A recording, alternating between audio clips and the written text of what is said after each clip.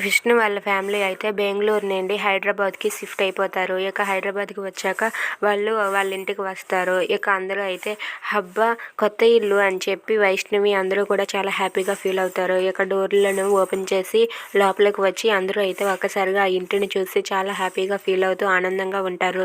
ఇక అక్కడ ఉన్న వైష్ణవి అలాగే వేదవతి, అక్కడ నందిని, అజయ్ వాళ్ళ ధర వాళ్ళంతా కూడా ఇంటిని చూసి చాలా మురిసిపోతూ ఉంటారు. ఈ ఇల్లు చాలా బాగుంది కదా, బ్యూటిఫుల్గా ఉందని చెప్పి అనుకుంటూ ఉంటారు.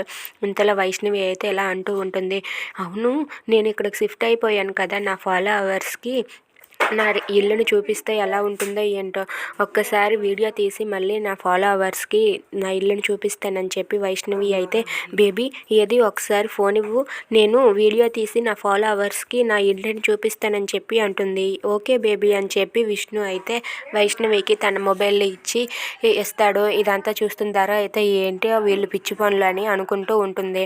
ఇంతలో వైష్ణవి అయితే ఆ ఫోన్ని తీసుకొని, హలో ఫ్రెండ్స్, ఇది మా కొత్త ఇల్లు అని చెప్పి అందరికీ పరిచయం చేస్తుంది.